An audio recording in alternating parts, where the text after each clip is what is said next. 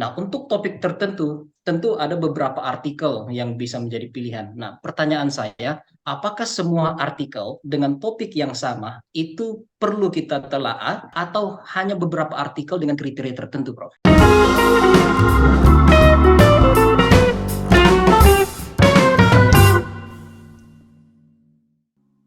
Bismillahirrahmanirrahim. Assalamualaikum warahmatullahi wabarakatuh. Selamat datang di MK Talks Academy, forum berbagi informasi seputar dunia akademik. Sahabat Civitas Akademika dimanapun Anda berada, senang bertemu kembali di acara UMK Talks Academy tentunya. Dan seperti janji kita pada episode 4 lalu, bagian pendahuluan, di mana hari ini kita akan mencoba membahas bagaimana cara memilih artikel dalam rangka melakukan penelaahan untuk menemukan research gap dalam penelitian. Dan untuk membahas itu tentunya di saat ini sudah hadir bersama kita narasumber andalan kita, siapa lagi kalau bukan the one and only Profesor Ali Sauka MA PhD. Langsung kita sambut. Assalamualaikum warahmatullahi wabarakatuh, Prof. Gimana kabarnya, Prof? Waalaikumsalam warahmatullahi wabarakatuh. Yang penting sehat-sehat terus, Mas Darman ya. Alhamdulillah, Prof. Sehat. Insya Allah selalu bisa menginspirasi, Prof. Melalui Amin, UMK Talks amin, Academy. amin, amin. Baik, Prof. Mungkin saya akan mulai dengan pertanyaan mendasar ini, Prof. Biasanya kan kalau misalnya kita ingin menemukan research gaps, ya tentu kita akan menelaah beberapa artikel, Prof. Nah, untuk topik tertentu, tentu ada beberapa artikel yang bisa menjadi pilihan. Nah, pertanyaan saya, apakah semua artikel dengan topik yang sama itu perlu kita telaah atau hanya beberapa artikel dengan kriteria tertentu, Prof? Monggo, Prof. Ya, ini seperti apa? Computer search kalau dulu ya. Iya. Bagaimana mencari artikel-artikel yang memang kemudian akhirnya dicermati, ditelaah untuk mengetahui kira-kira teman-teman penelitian sebelumnya itu apa. Jadi yang saya kira menjadi penting itu adalah variabel ya. Jadi variabelnya yang mau kita telah itu apa. Jadi kalau bahasa umumnya itu ya, bahasa populernya itu ya topik ya. Topiknya tentang apa. Jadi misalnya kalau kita mau meneliti tentang classroom based assessment gitu ya.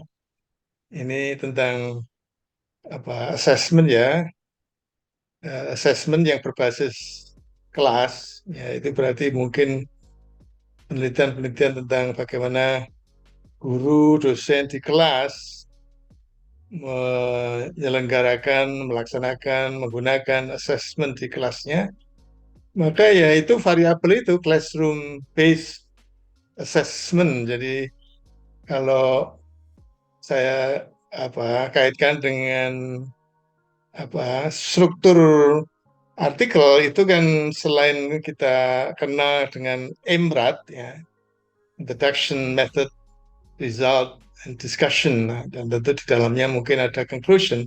Itu ada bagian yang penting yang tidak menjadi bagian dari akronim itu, yaitu kata kunci ya, bagian dari abstrak. Ya. Bagian dari abstrak itu ada kata kunci ya. Tapi kita tidak mencari kata kunci itu, tetapi pada dasarnya eh, apa yang tadi saya sebut sebagai topik tentang classroom based assessment misalnya, maka kata kuncinya ya classroom based dan assessment menjadi rangkaian kata kunci. Nah, rangkaian kata kunci itu yang kemudian kita gunakan untuk search di Google atau search di perpustakaan, sehingga keluarlah eh, semua artikel penelitian terdahulu yang yang membahas, yang meneliti tentang classroom based assessment. Tapi bisa juga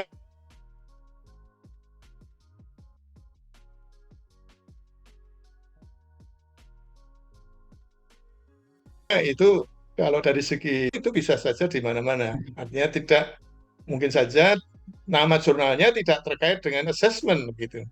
Jadi bukan jurnalnya yang dicari, ya bukan jurnal yang dicari, tapi kata-kata kunci tadi ketemunya dimuat di jurnal mana saja. Tetapi setelah keluar, maka dicek itu dimuatnya di jurnal mana gitu. Ya, jadi jangan sampai kemudian dimuatnya di jurnal yang tidak jelas atau tidak bereputasi internasional, itu bisa saja kalau toh ada, itu bukan penelitian-penelitian yang kemudian menunjukkan garis depan perkembangan ilmu tentang classroom-based assessment. Nah, jadi artinya ini mungkin saja saya bisa mengingatkan bahwa dalam kaitannya dengan fungsi jurnal, nah ini fungsi jurnal, maka kita perlu mengingatkan bahwa jurnal itu fungsinya bisa beda dalam posisi dalam dalam kaitannya dengan pemanfaatan oleh peneliti. Ya, jadi kalau boleh, tapi sebelum itu ya saya mungkin perlu juga mengingatkan yang belum banyak kita bahas mengenai apa istilahnya itu jenis artikel ya. Jenis artikel yang dimuat di jurnal-jurnal bereputasi internasional.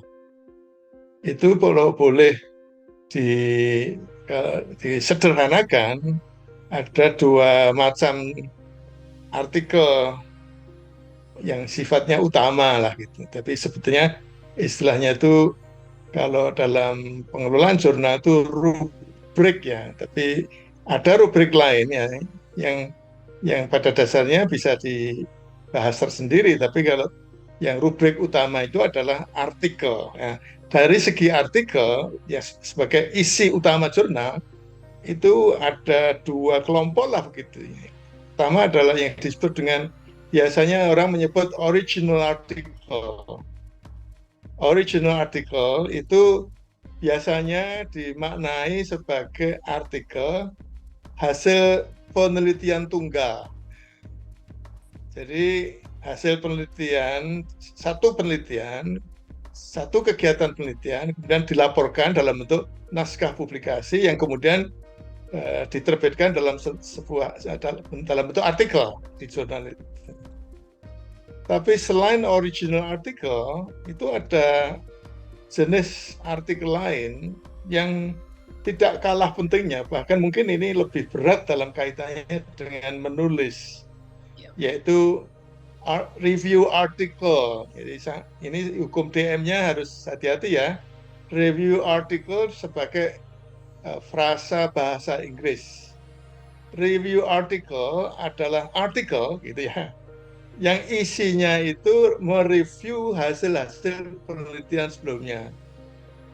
Kalau dalam bahasa Indonesia seringkali yang tepat diterjemahkan dalam bahasa Indonesia itu artikel telaah, ya.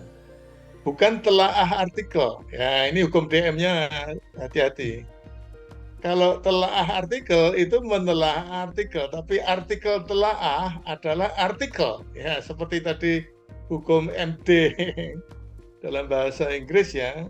Review article is an article gitu ya, containing results of reviewing previous research findings. Itu kalau dalam bahasa Inggris. Jadi kalau dalam bahasa Indonesia, artikel telaah adalah artikel yang isinya hasil menelaah penelitian-penelitian sebelumnya. Nah, dalam kaitannya dengan memperoleh bahan yang cukup untuk mengidentifikasi research gaps, gitu Pak Darman. Nah, untuk artikel original, ya original artikel yang tadi saya sebut adalah artikel hasil penelitian tunggal, itu berarti banyak artikel yang harus dibaca karena masing-masing artikel itu hasil penelitian tunggal. Jadi banyak artikel yang tadi kalau sebagai contoh tentang classroom based assessment tadi bisa ratusan, bisa ratusan itu. Tapi dari ratusan itu bisa dipilah-pilah mana yang kira-kira diterbitkan di jurnal yang paling top, yang pemuatannya itu ya mutakhir ya. Jadi katakanlah misalnya 5 tahun terakhir kalau bidang-bidang humaniora gitu. 5 tahun terakhir, bahkan ada yang menyebut 10 tahun terakhir. Tapi kalau kemudian yang digunakan sebagai bahan untuk mengidentifikasi research gaps, itu digunakannya adalah review article, maka sebetulnya kalau beruntung membaca satu review article, itu sudah bisa menemukan research gaps yang dibantu oleh penulis review article tadi. Jadi review artikel, penulisnya itu bisa juga berdasarkan mereview sekian banyak artikel yang kemudian disajikan oleh penulisnya dalam bentuk satu artikel, penulisnya bisa saja menunjukkan ini loh penelitian-penelitian sebelumnya itu yang masih perlu diteruskan, yang masih perlu dipertanyakan, yang masih belum jelas itu ini ya gitu, itu bisa saja diperoleh di bagian simpulan. Nah, kalau beruntung gitu. Tapi memang ini tidak mudah. Ya. Jadi artinya mencari yang seperti ini tidak mudah. Apalagi kalau kemudian kita sudah menentukan topik yang spesifik. Sehingga Pak Mas Darman, dalam kaitannya dengan jenis jurnal, kalau dalam kaitannya dengan bagaimana kita mengumpulkan artikel untuk menjadi bahan telaah, menghasilkan sintesis yang mengarahkan pada research gaps, itu bisa saja ada jurnal-jurnal yang memang khusus memuat review artikel, ada juga atau lebih banyak jurnal yang memuat original artikel yang berisi artikel-artikel hasil penelitian tunggal. Bahkan kalau mengidentifikasi nama jurnal, kadang-kadang bagian dari nama jurnal, jadi ini nama jurnal ya, bukan topik, bukan judul ya, nama jurnalnya ada kata-kata review. Ya, ada kata-kata review. Jadi ini sejalan dengan tadi ya, pengelompokan dua jenis artikel. Ya, kalau dua jenis artikel itu, artikel telaah itu bisa saja ditemukan di jurnal-jurnal yang sebetulnya tidak mengkhususkan artikel telaah. Tapi kalau kemudian nama jurnalnya ada kata reviewnya, itu biasanya memang artikel yang dimuat itu memang semuanya hasil telaah. Ya. Jadi telaah artikel telaah atau review artikel kalau dalam bahasa Inggris.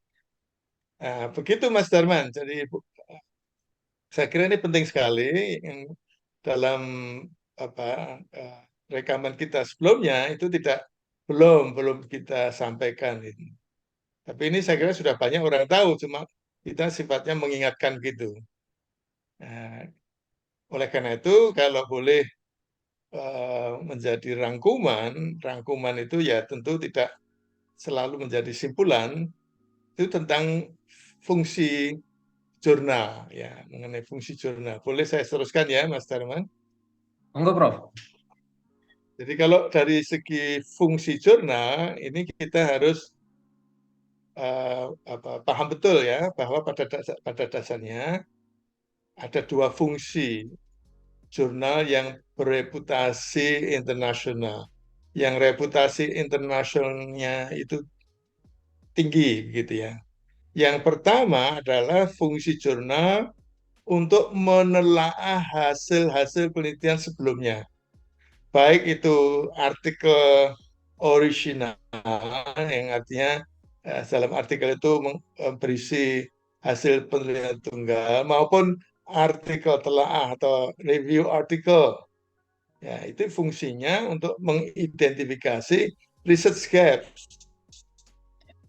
Nah, sehingga yang di yang perlu dijamin adalah akses terhadap jurnal-jurnal yang bereputasi internasional yang paling top.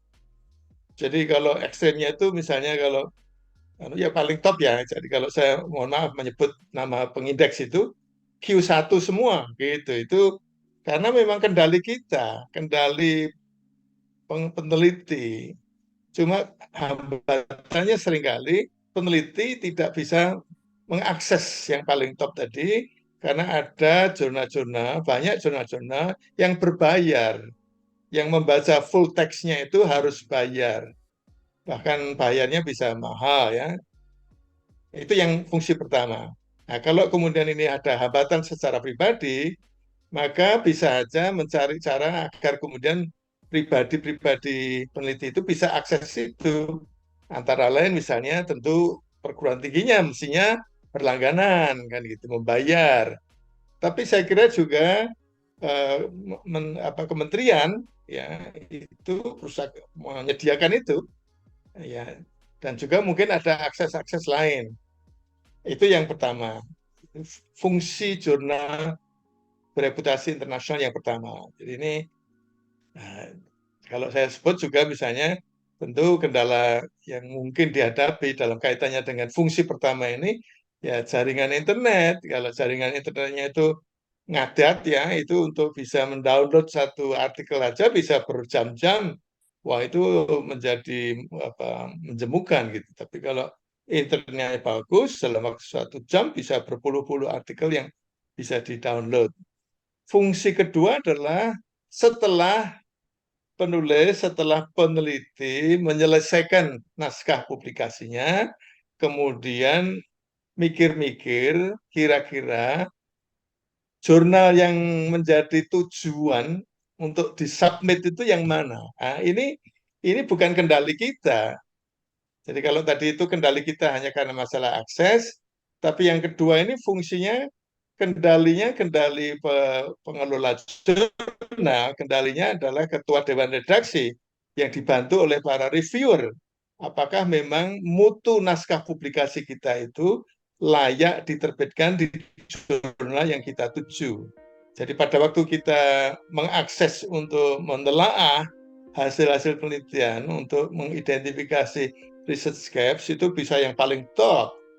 Tapi pada waktu naskah publikasi kita sudah selesai, mau kita submit, nggak bisa kemudian yang paling top kalau kemudian mutu artikel yang kita hasilkan itu ya tidak sesuai dengan standar yang mereka gunakan.